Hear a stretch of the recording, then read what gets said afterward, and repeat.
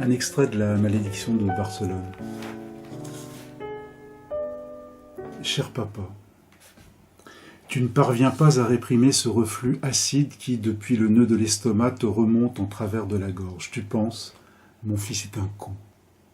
Cela te prend dès les premières heures du matin quand, toujours allongé, tu interroges le plafond de ta chambre.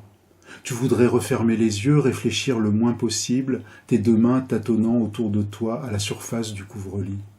Pour faire diversion, tu n'as d'autre réflexe, comme à chaque fois, que de saisir la télécommande de ta télévision.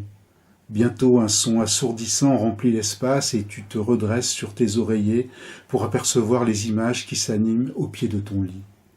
D'une langue inquiète, tu cherches tes dents dans le creux de ta bouche, visualisant pour te rassurer le récipient en plastique, un vieux pot de fromage frais, dans lequel tu laisses tremper chaque nuit ton appareil après l'avoir posé sur la machine à laver à l'entrée de la salle de bain. Oui. Sous peu, tu devras te lever pour remettre tes dents en place avant de te diriger d'un pas traînant vers les toilettes. Quelle honte ce serait en effet d'avoir à abaisser le pantalon de ton survêtement pour ensuite déféquer et pisser la bouche évidée, tenue encore de se pincer. Tu ne veux même pas y songer. Tu te sens rempli de colère et d'angoisse, ce second sentiment, plus diffus, parvenant en partie à étouffer le premier. La seule chose véritablement qui émerge, c'est cette sentence sans appel qu'une voix intérieure semble ressasser à l'infini. Mon fils est un con. Comme si, à elle seule, cette condamnation suffisait à expliquer ta solitude et justifier l'éternité de ta relégation. Oui, pour cette fois, je partage entièrement ton avis. Faut-il que je sois indigne et proprement dépourvu de pitié pour t'abandonner ainsi à la lisière du monde ?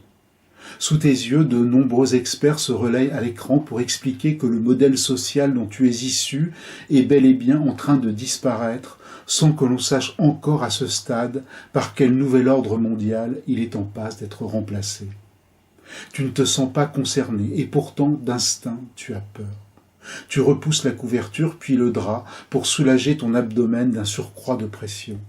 En vain, tu cherches ta respiration et des yeux l'inhalateur de poche que tu as abandonné sur la table de nuit en te couchant.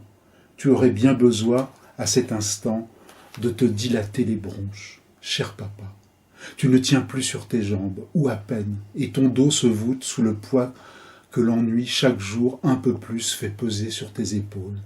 Tout en toi semble se sédimenter, couche après couche, fossilisant des pans entiers de ta mémoire.